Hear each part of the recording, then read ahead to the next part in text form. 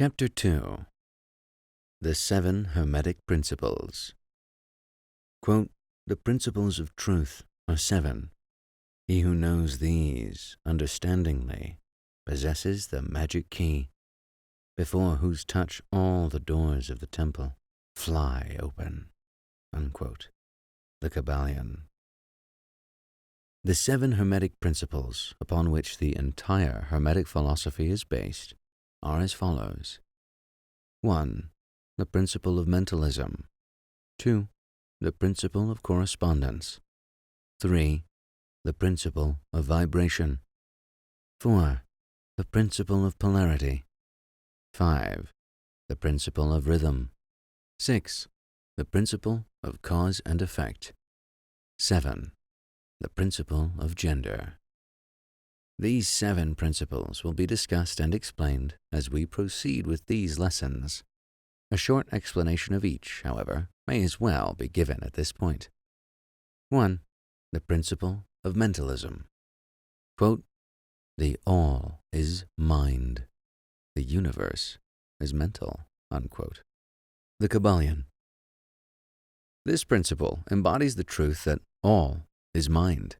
It explains that the all, which is the substantial reality underlying all the outward manifestations, which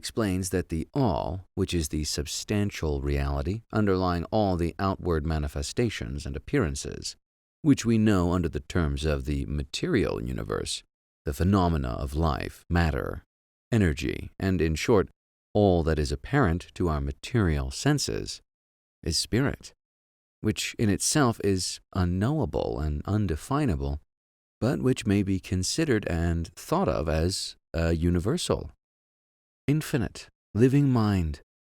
It also explains that all the phenomenal world or universe is simply a mental creation of the all, subject to the laws of created things, and that the universe as a whole, and in its parts or units, has its existence in the mind of the all, in which mind we live and move and have our being. This principle, by establishing the mental nature of the universe, easily explains all of the varied mental and psychic phenomena that occupy such a large portion of the public attention, and which without such explanation are non-understandable and defy scientific treatment. An understanding of this great Hermetic principle of mentalism enables the individual to readily grasp the laws of the mental universe and apply the same to his or her well-being and advancement. The Hermetic student is enabled to apply intelligently the greater mental laws instead of using them in a haphazard manner. With the master key in his or her possession, the student may unlock the many doors of the mental and psychic temple of knowledge and enter the same freely and intelligently. This principle explains the true nature of energy, power, and matter, and why and how all these are subordinate to the mastery of mind. One of the old Hermetic masters wrote long ages ago, "He who grasps the truth of the mental nature of the universe is well advanced on the path to mastery." And these words are as true today as at the time that they were first written. Without this master key, mastery is impossible, and the student knocks in vain at the many doors of the temple. 2. The principle of correspondence. Quote, "As above, so below. As below, so above." Unquote. The Kybalion. This principle embodies the truth that there is always a correspondence between the laws and phenomena of the various planes of being and life. The old Hermetic axiom ran in these words, "As above, so below. As below, so above." And the grasping of this principle gives one the means of solving many a dark paradox and hidden secret of nature. There are planes beyond our knowing, but when we apply the principle of correspondence to them, we are able to understand much that would otherwise be unknowable to us. This principle is of universal application and manifestation on the various planes of the material, mental, and spiritual universe. It is a universal law. The ancient Hermeticists considered this principle as one of the most important, mental instruments by which man was able to pry aside the obstacles which hid from view the unknown. Its use even tore aside the veil of Isis to the extent that a glimpse of the face of the goddess might be caught. Just as a knowledge of the principles of geometry enables man to measure distant suns and their movements while seated in his observatory, so a knowledge of the principle of correspondence enables man to reason intelligently from the known to the unknown. Studying the monad, he understands the archangel. 3. The principle of vibration. Quote, "Nothing rests, everything moves, everything vibrates." Unquote. The Kybalion. This principle embodies the truth that everything is in motion, everything vibrates, nothing is at rest, facts which modern science endorses, and which each new scientific discovery tends to verify. And yet this Hermetic principle was enunciated thousands of years ago by the masters of ancient Egypt. This principle explains that the differences between different manifestations of matter, energy, mind, and even spirit result largely from varying rates of vibration. From the all, which is pure spirit, down to the grossest form of matter, all is in vibration. The higher the vibration, the higher the position in the scale. The vibration of spirit is at such an infinite rate of intensity and rapidity that it is practically at rest, just as a rapidly moving wheel seems to be motionless. And at the other end of the scale there are gross forms of matter whose vibrations are so low as to seem at rest. Between these poles, there are millions upon millions of varying degrees of vibration. From corpuscle and electron, atom and molecule, to worlds and universes, everything is in vibratory motion. This is also true on the planes of energy and force, which are but varying degrees of vibration, and also on the mental planes, whose states depend upon vibrations, and even on to the spiritual planes. An understanding of this principle, with the appropriate formulas, enables Hermetic students to control their own mental vibrations, as well as those of others. The masters also apply this principle to the conquering of natural phenomena in various ways. He who understands the principle of vibration has grasped the scepter of power, said one of the old writers. 4. The principle of polarity. Quote, "Everything is dual, everything has poles, everything has its pair of opposites. Like and unlike are the same. Opposites are identical in nature, but different in degree. Extremes meet. All truths are but half-truths. All paradoxes may be reconciled." Unquote. The Kybalion. This principle embodies the truth that everything is dual, everything has two poles, everything has its pair of opposites, all of which were old Hermetic axioms. It explains the old paradoxes that have perplexed so many, which have been stated as follows. Thesis and antithesis are identical in nature, but different in degree. Opposites are the same, differing only in degree. The pairs of opposites may be reconciled. Extremes meet. Everything is and isn't at the same time. All truths are but half-truths. Every truth is half false. And there are two sides to everything, etc., etc., etc. It explains that in everything there are two poles, or opposite aspects, and that opposites are really only the two extremes of the same thing, with many varying degrees between them. To illustrate, heat and cold. Although opposites are really the same thing, the differences consisting merely of degrees of the same thing. Look at your thermometer and see if you can discover where heat terminates and cold begins. There is no such thing as absolute heat or absolute cold. The two terms heat and cold simply indicate varying degrees of the same thing. And that same thing which manifests as heat and cold is merely a form, variety, and rate of vibration. So heat and cold are simply the two poles of that which we call heat, and the phenomena attendant thereupon are manifestations of the principle of polarity. The same principle manifests in the case of light and darkness, which are the same thing, the difference consisting of varying degrees between the two poles of the phenomena. Where does darkness leave off and light begin? What is the difference between large and small? Between hard and soft? Between black and white? Between sharp and dull? Between noise and quiet? Between high and low? Between positive and negative? The principle of polarity explains these paradoxes, and no other principle can supersede it. The same principle operates on the mental plane. Let us take a radical and extreme example, that of love and hate. Two mental states apparently totally different, and yet there are degrees of hate and degrees of love, and a middle point in which we use the terms like or dislike, which shade into each other so gradually that sometimes we are at a loss to know whether we like or dislike neither, and all are simply degrees of the same thing, as you will see if you will but think for a moment. And more than this, and considered of more importance by Hermeticists, it is possible to change the vibrations of hate to the vibrations of love in one's own mind and in the minds of others.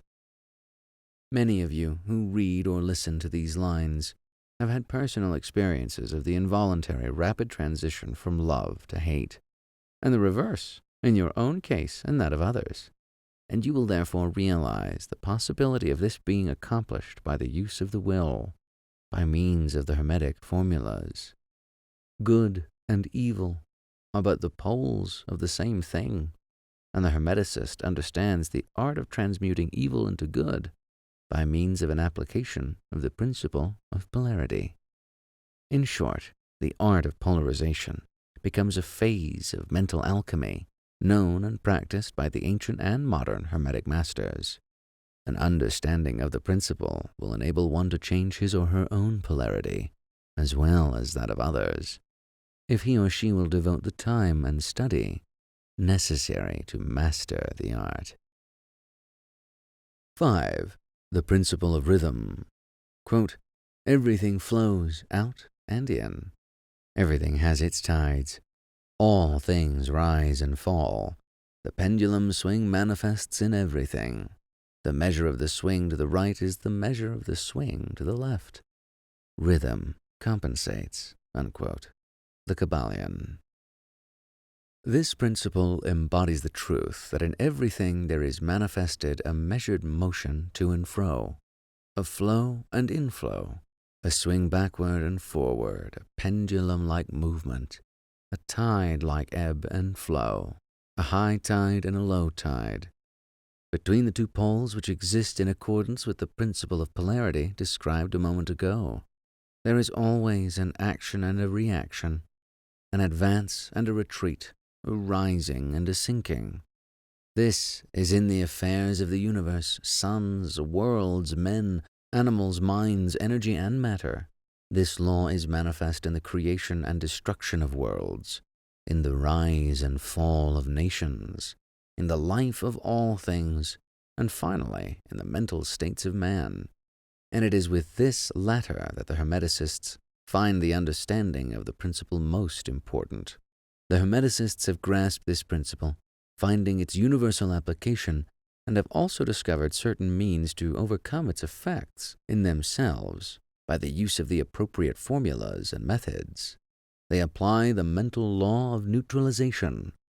They cannot annul the principle or cause it to cease its operation, but they have learned how to escape its effects upon themselves to a certain degree, depending upon the mastery of the principle.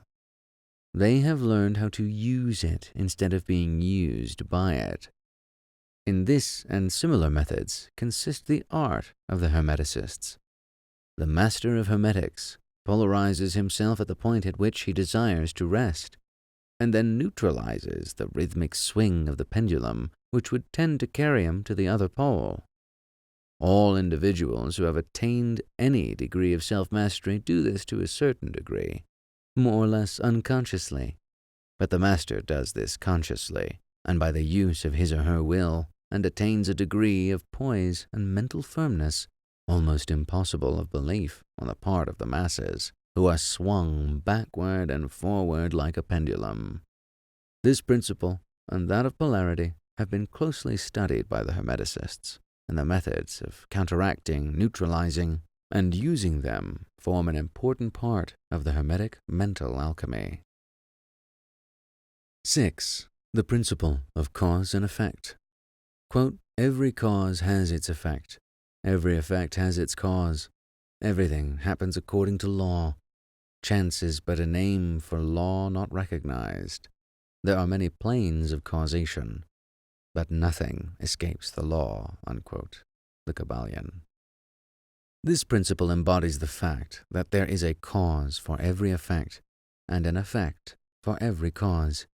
It explains that everything happens according to laws, that nothing ever merely happens, that there is no such thing as chance, that while there are various planes of cause and effect, the higher dominating the lower planes, still, nothing ever entirely escapes the law.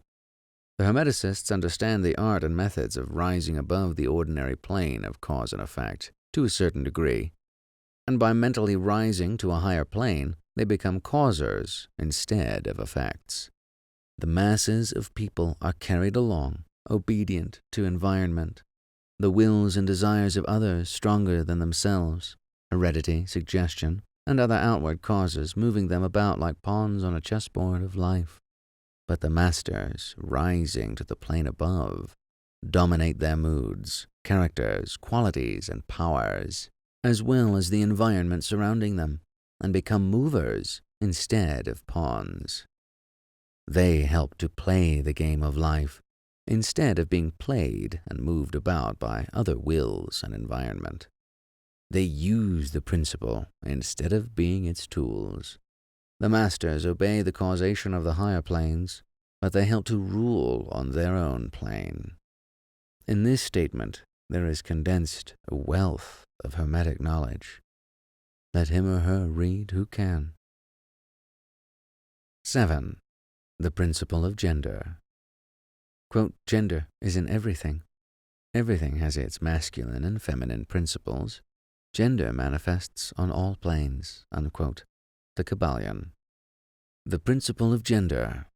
This principle embodies the truth that there is gender manifested in everything, the masculine and feminine principles ever at work.